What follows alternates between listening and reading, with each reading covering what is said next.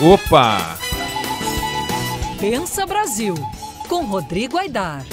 Ia falar que é um convidado de sexta. E é mesmo, né? Convidado de sexta. Rodrigo Aidar, conta pra nós o que chamou a tua atenção esta semana.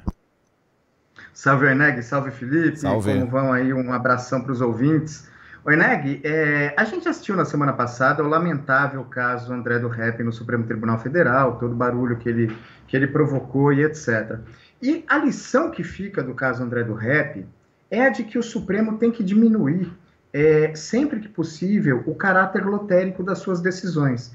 E o que eu chamo de caráter lotérico? É aquela coisa, se a decisão, se o processo cai na mão do ministro A, a decisão é uma, se cai na mão do ministro B, a decisão é outra. Como que o Supremo pode diminuir isso? É, de fato, fazendo mais julgamentos pelo plenário ou pelas turmas, ou seja, pelos órgãos colegiados. E aí, como a gente viu, a lição que fica desse caso é essa, e esse caso provocou, por conta dessa lição, uma discussão muito forte no Supremo Tribunal Federal, como há muito tempo não havia, sobre a importância de o plenário decidir os casos mais do que os ministros decidirem monocraticamente. E aí, essa semana, há 2 dias, o ministro Gilmar Mendes, ele fez uma proposta, ele apresentou 2 propostas de reforma do regimento interno do Supremo Tribunal Federal. E essas propostas são muito interessantes, e uma delas é muito importante, Eneg, pelo seguinte, porque ela diz que quando um ministro der uma liminar suspendendo ou uma lei ou trecho de uma lei, ele tem que levar essa liminar para ser julgada pelo plenário, para ser confirmada ou derrubada no prazo máximo de 180 dias. Não mais do que 180 dias. Só que na justificativa dessa proposta, o ministro Gilmar Mendes colocou números, Eneg, que são assustadores e mostram o tamanho do problema da profusão de decisões monocráticas do Supremo Tribunal Federal.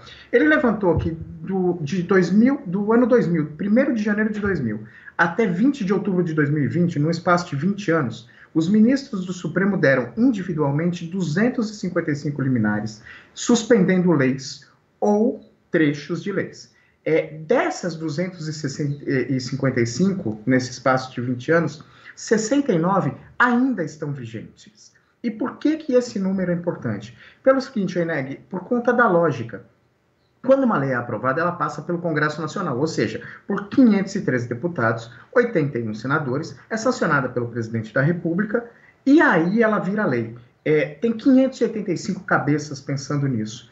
Quando ela é contestada no Supremo Tribunal Federal, pelo interesse ou de uma associação, uma confederação, um partido político, um grupo, e um ministro dá uma liminar suspendendo essa lei, é a vontade de uma pessoa ou de um grupo que se sobrepõe à vontade e ao trabalho de 585 pessoas eleitas para isso.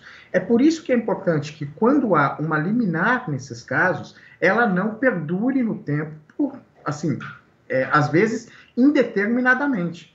Os números do ministro Gilmar são, como eu disse, 69 liminares ainda estão pendentes, e, Eneg, 5 dessas 69 estão vigentes há mais de 7 anos. Ou seja, faz 7 anos que um ministro do Supremo deu uma liminar, e durante esses 7 anos ele ficou sentado em cima dessa liminar, não apresentou ela para o plenário, e tem uma lei que deveria estar no ordenamento jurídico que não está por conta da vontade deste único ministro. Vamos deixar claro uma coisa, o Supremo Tribunal Federal, ele deveria servir só para isso mesmo, para avaliar se as leis aprovadas são ou não constitucionais, para fazer esse controle abstrato de constitucionalidade. Por uma disfunção do nosso sistema, ele faz 500 outras coisas, acaba sendo a 5ª instância do judiciário do Brasil inteiro.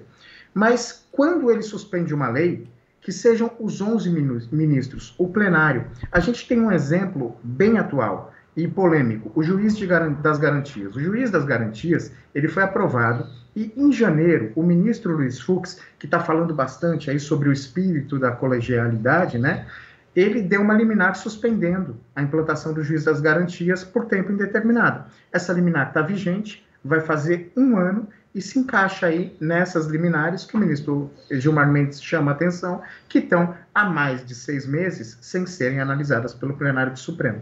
Então, Oineg, essas propostas são muito importantes e mostram que o caso André do Rep acabou provocando e deixando uma lição importante e provocando uma discussão que se começa a ganhar muito músculo no Supremo e que é, de fato, fundamental. Fazer com que o Supremo se pronuncie cada vez mais como corte e menos por decisões individuais dos seus ministros.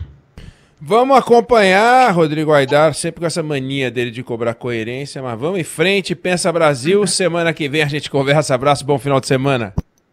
Abraço, Eneg, abraço, Felipe, um abração para os ouvintes, valeu. Valeu, abraço.